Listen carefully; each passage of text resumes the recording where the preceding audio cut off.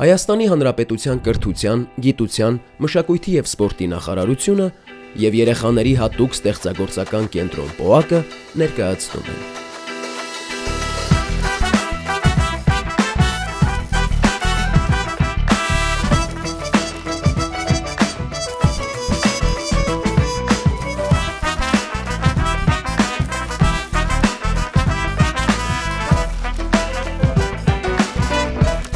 Քո արվեստը դպրոցում։ Այսօր ուղին մեզ դեպի Շիրակի մարզ տարավ, գյուղ նոր կյանք։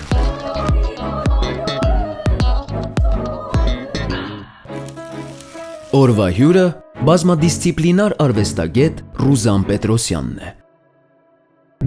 Ռուզան Պետրոսյան, բազմադիսցիպլինար արվեստագետ։ Ծնվել է Երևանում։ Առաջին մասնագիտությամբ մշակութային լրագրող է։ Թղթակցել է մի շարք թերթերի և ամսագրերի։ 2001-ից 2014 թվականներին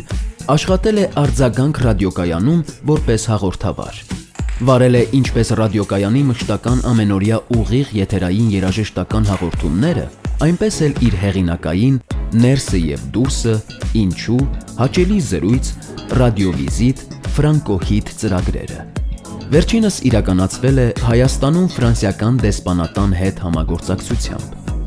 Շատ ակտիվ լուսաբանել է Ֆրանսիայում և Գերմանիայում երաժշտական և կարճամետրաժ ֆիլմերի ամենամյա փառատոները։ 2014 թվականին նկարել է իր առաջին վիդեո արտ փերֆորմանսը «Let me hear your scream», որը ընտրվել է «Where I lay my head is home» կին արվեստագետների միջազգային ցուցահանդեսում ցուցադրվելու համար։ Նույն թվականին մեկնել է Ֆրանսիա կրթությունը շարունակելու։ Սկզբում սովորել է Թուլուզի Ժան Ժողես համալսարանում ֆրանսերեն բաժնում, հետո ընդունվել Թուլուզի արվեստի բարձրագույն ինստիտուտ։ Ռուզան Պետրոսյանի աշխատանքները, բացի Հայաստանից, ցուցադրվել են նաև եվրոպական մի շարք երկրների, ինչպես նաև Կանադայի, Հարավային Կորեայի բազմաթիվ փառատոներում և ցուցահանդեսներում։ 2023 թվականին Ռուզան Պետրոսյանի «Never Let Me Go» էքսպերիմենտալ ֆիլմը Կանադայի Underground ֆիլմերի փառատոնում արժանացել է հանդիսատեսի համակրանք մրցանակին։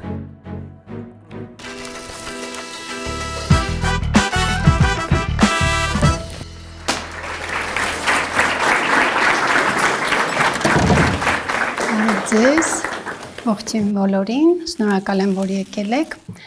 Ես Ռուզան Պետրոսյանն եմ, մուլտիդիսցիպլինար արվեստագետ։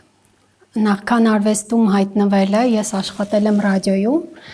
Այսօր կփորձենք մի փոքր ծանոթանալ, կպատմեմ ինչպես հայտնվեցի ռադիոյում, հետո ինչպես հայտնվեցի արվեստի աշխարհ։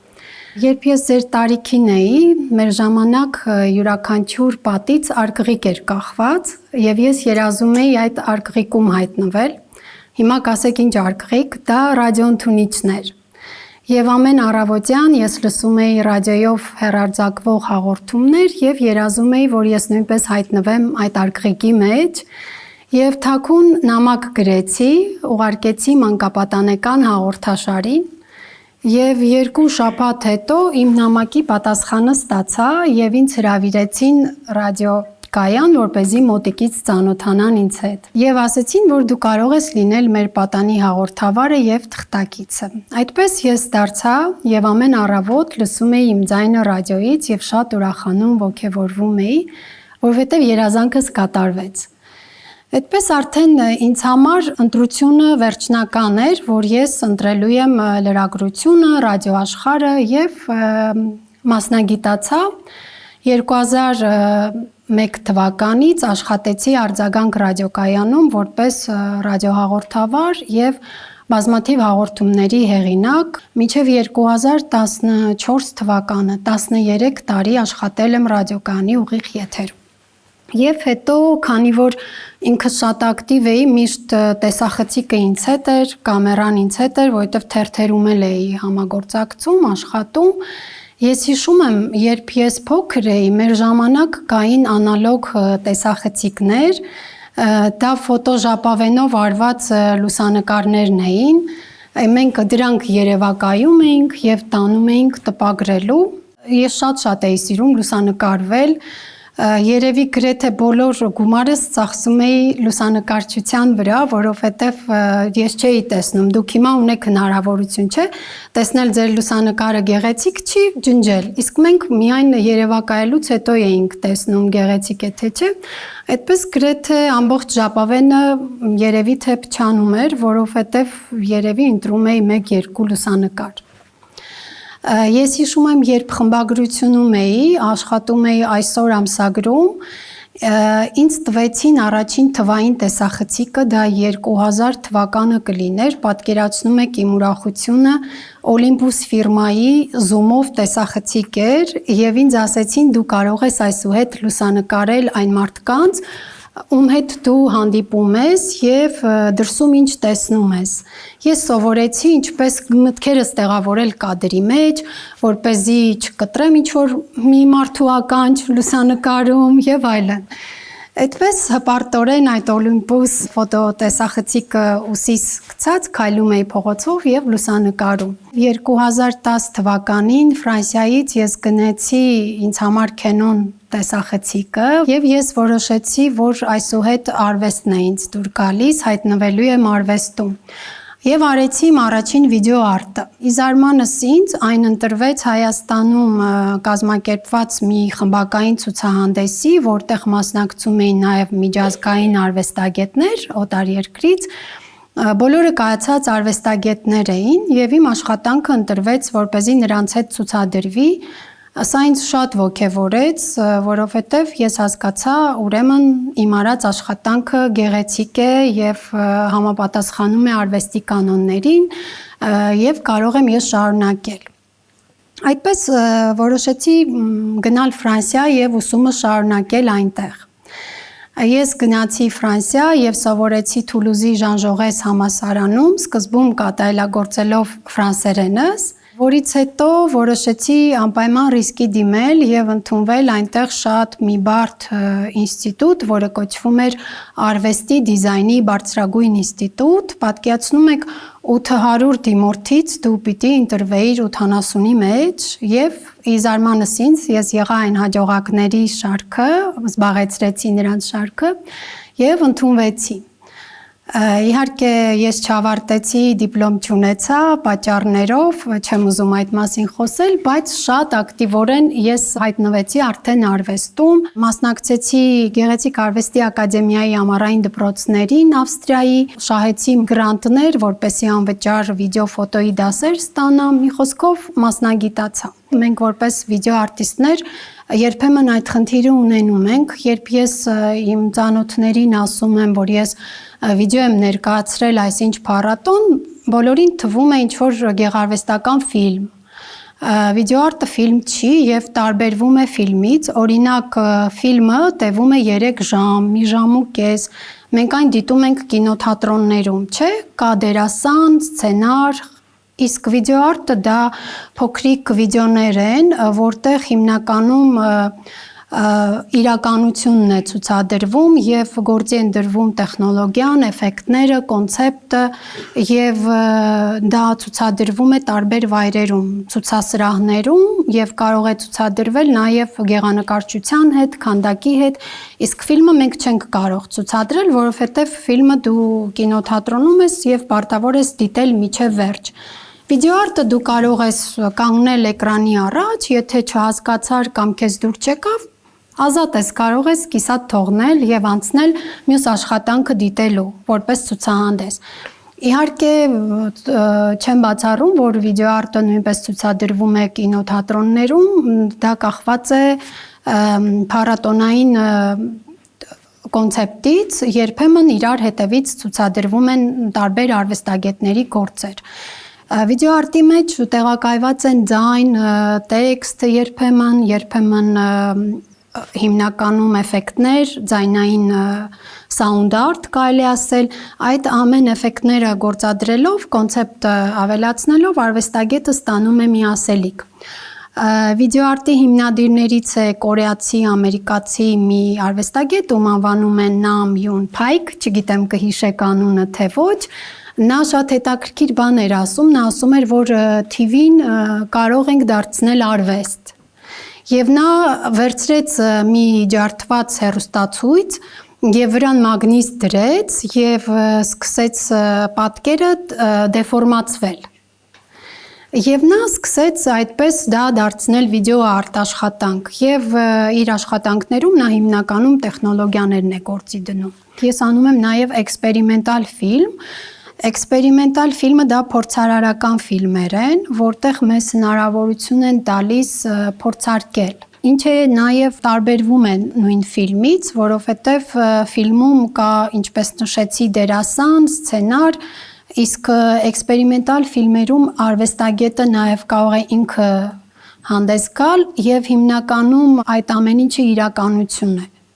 Եվ ինչ որ խնդիրների վերհանում է, կարող է լինել պրոտեստ, կարող է լինել, ասենք, բողոք պատերազմի դեմ, կամ ինչ-որ բողոք անհավասարության դեմ, մարդու իրավունքների դեմ, վերցնում ենք կոնցեպտը եւ փորձում ենք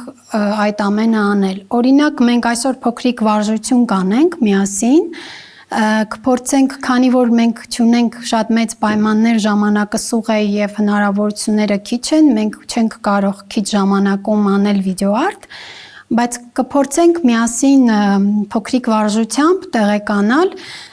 Ես կարճ ներկայացնեմ, ես ունեցել եմ մի աշխատանք, որը կոչվում էր մայկրոէքսպրեսիոն, կամ անգլերեն ինքը կոչվում է միկրոարտահայտում։ Սա մի տերմին է, երբ երևի թե բոլորս էլ ունեցել ենք այդ խնդիրը, այդ իրավիճակում հայտնվել ենք, երբ մեր կողքի ընկերը կամ բարեկամը կամ ծանոթը ինչ որ դեմքի արտահայտությամբ այլ է, բայց ներքուստ այլ էմոցիա է, չէ՞։ Երբեմն դուք տխուր եք, բայց ցույց եք տալիս ուրախ եք։ Այ միկրոէքսպրեսիոնը դա է, որ մենք փորձում ենք տեսախցիկով ֆիքսել, գուշակել մարդու ներքին հույզերը։ Արդյոք դու ինչ ես զգում եւ ինչ ես ցույց տալիս։ Արվեստի մեջ դա շատ կարեւոր է, հատկապես տեսախցիկով, երբ որ դու լուսանկարում ես կամ վիդեո ես անում, դու չես կարող խաբել տեսախցիկին։ Տեսախցիկը ֆիքսում է քո տխրությունը, քո աչքերը, գուցե ընկերը չի ֆիքսում, բայց տեսախցիկը ֆիքսում է եւ մենք փորձենք հենց այդ կադրերը ֆիքսել եւ տեսնել արդյոք ինչպես ես դու կարողանում որսալ քո դիմացինի հույզը, արդյոք դու կարողանում ես կարդալ նրան եւ տեսնել ինչ են ազգում։ Հիմա մենք կփորձենք մի վարժություն անել, կփորձենք տեսնել թե ինչպես է ձեր զգայական մտածողությունը աշխատում։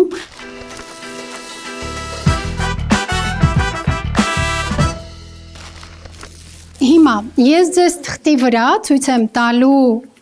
էմոցիաներ, զգացողություն։ Յուրաքանչյուրիդ մի հատ ցույց եմ տալու, դուք ունեք 5 րոպե ժամանակ, առանց խոսելու,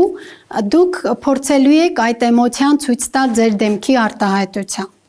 5 րոպե։ Դուք ստոպ չեք տալիս, ազատ եք ցանկացած, բայց պիտի այնպես ցույց տաք, որ ձեր լուսանկարող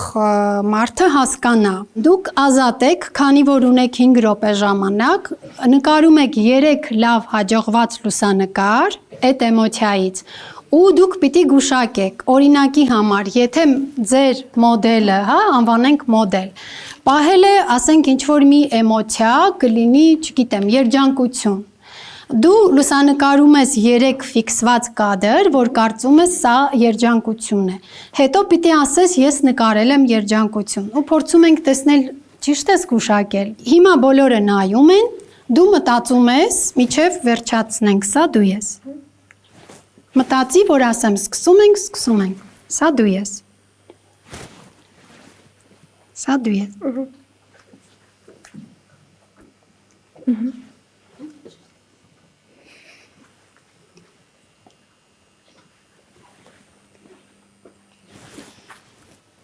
Ես գնում եմ այս կողմ, դուք հիմա ունեք արդեն ձեր մոդելը, փորձում եք սկսել, ժամանակը գնաց 5 րոպե, զգում եք ազատ, դուք ազատ զգացեք, դուք կարող եք թեթևակի շարժվել, այո, ուղղակի կադրից շատ դուրս չգաք, թեթևակի շարժվեք, բայց իրար չեք ասում։ Կարող եք մոտենալ, շատ խոշոր կադր վերցնել, Ես ձեզ հուշում եմ, փորձում եմ օգնել։ Վերջացրեցիք։ Ահա։ Հիմա սկսում ենք լսել իրար։ Խնդրեմ, ասա ինչ ես նկարել։ Ուրեմն էմոցիաները շատ է, դա նշանակում է, որ նա չափից շատ ուրախ է, այդ իսկ պատճառով նա երևի ուրախությունն է։ Ես կարծում եմ, որ նա ուրախությունն է, նկարների մեջ էլ նա շատ անչափ ուրախ է։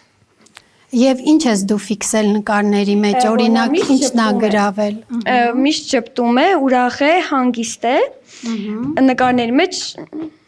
անհոգ է։ Ահա, հա։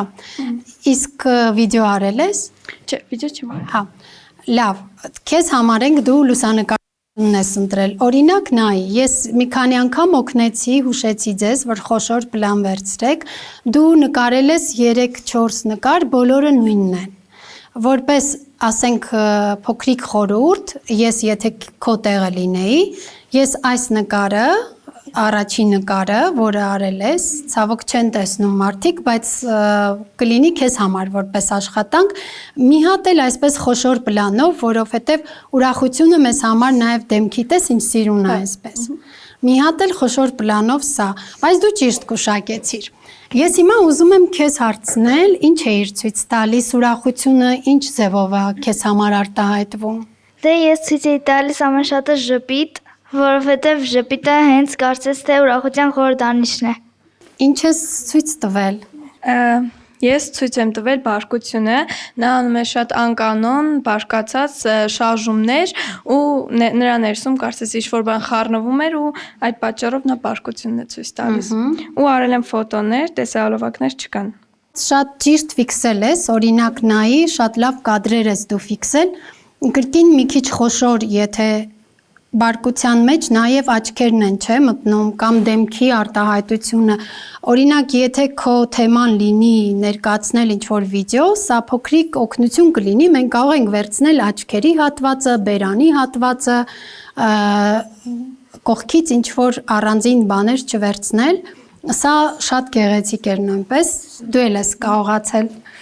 հաջորդը, դու Ես այս լուսանկարի մեջ տեսում եմ հիասթափություն։ Ինձ թվում է քեզ ինքը ասել է։ Խորամանկություն է կարել։ Դե որ լուսանկարին այն կնկատենք, որ հիասթափություն կա նրա հայացքի մեջ։ Ահա։ Ես նկարել եմ ամաչկոտ աղջկա, այստեղ իր աչքերի ու կամերայի մեջ ընդհանրապես կոնտակտ չկար, անընդհատ ձեռքով փակում էր դեմքը, հույս ունեմ ճիշտ եմ գուշակել։ Օրինակ ես այդ գաղափարը շատ հավանեցի, տարբեր են տես քո լուսանկարները։ Իմ կարծիքով իր զգացմունքները տխուր են, որովհետև նկարների մեջ տխուր դեմքեր են։ Ճիշտ ես։ Այս լուսանկարների մեջ նա կարծես ամաչկոտ աղջիկ է, ով միշտ ուղղում է իր մազերը ու նայում է դեպի գետին։ Լուսանկարները 3-ն են, վիդեոներ չկան։ Լավ, դու, որտեվ ձեզ երկուսիդ նույնն է, քո կարծիքով ամաչկոտ է ինքը։ Այո, ես էլ եմ նույնը կարծում։ Եվ նկարել ես 4 հատ նկար։ Շատ սիրուն ես ֆիքսել, օրինակ սա շատ հետաքրքիր է։ Բայց ինքը կարող է գուշակել, եթե ամանչկոտ չի, ուրիշ ինչ, դու կարող ես քեզ որպես շանս մի հատ նորից ցույց տուր այլ ձևով։ Եկեք հանդիսատեսին էլ նայենք, ով ձեռք կբարձրացնի, կասինք ինչ է ցույց տալիս, որովհետև միայն դուք չգուշակեցիք։ Ինչ է։ Ապրեք, ինքը սեր էր ցույց տալիս, բայց այո, մի րոպե։ Սերը իրականում երջանկության եւ ամաչկոտության խառնուրդն է, որովհետեւ եթե դու ինչ-որ մի էակի ես սիրում, կարծես դու ամաչում ես նրան նայել ու իմ հայացքի մեջ, եթե ուշադիր լինեք, կտեսնեք երջանկություն եւ ամաչկոտություն։ Այդ պատճառով բոլորը մտածեցին, որ ես ամաչկոտ աղջիկ եմ, բայց չէ, ես իրականում սեր եմ ցույց տվել, ես պես եմ տեսնում սերը։ Շատ լավ։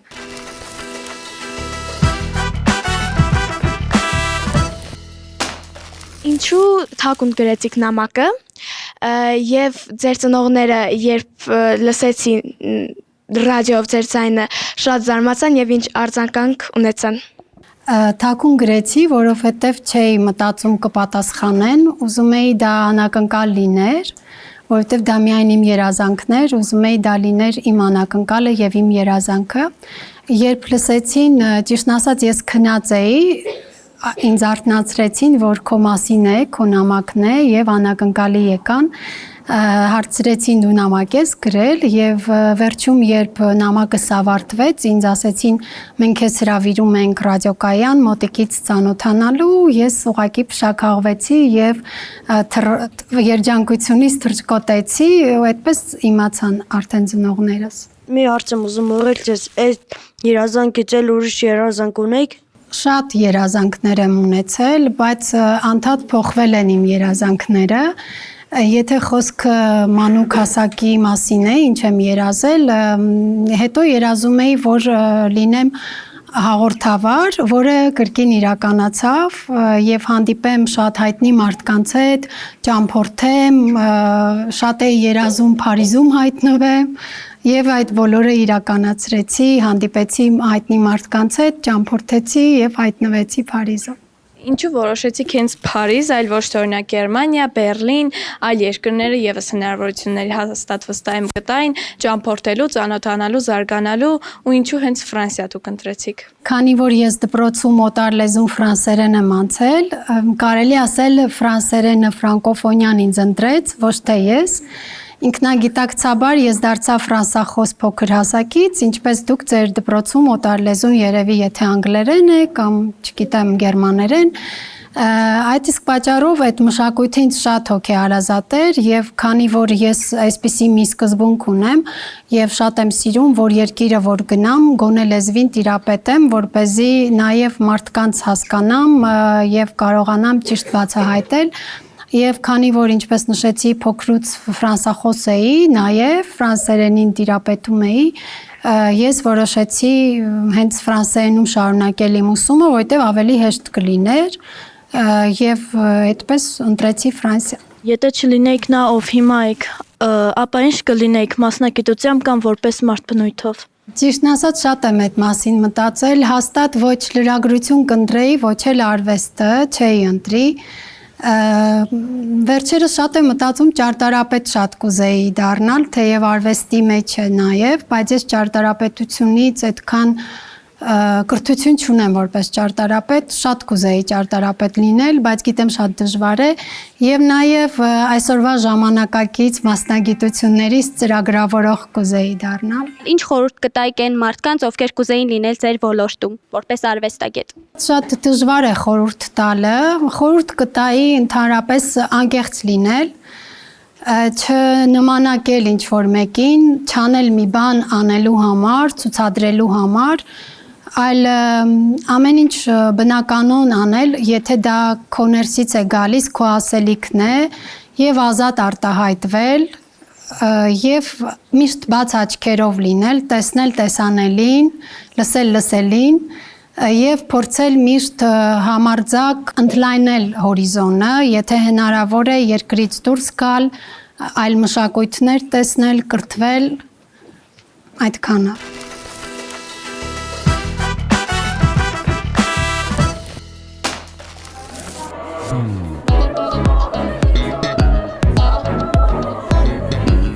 Արվեստը դպրոցում ծրագիրը ինձ շատ դուր եկավ, քանի որ ես ավելի ինքնավստահ դարձա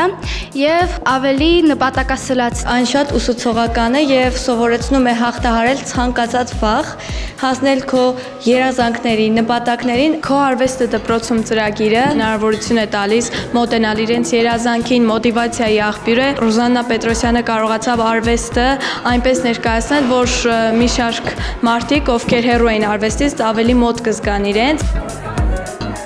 Ես ավելի շատ գիտելիքներ կազմեցի այն մասին, թե ինչ է արվեստը։ Երբ որ մենք ծանոթացանք արվեստագետի հետ եւ նա մեզ հետ զրույց ունեցավ, ես որոշեցի հաստատ թե ինչ եմ դառնալու։ Ես անձամբ ուզում եմ դառնալ արվեստագետ ու այս հանդիպումը ինձ համար շատ մեծ նշանակություն ուներ։ Շատ հաճելի էր նրա հարելը եւ շատ տպավորված եմ այսօրվա ծրագրից։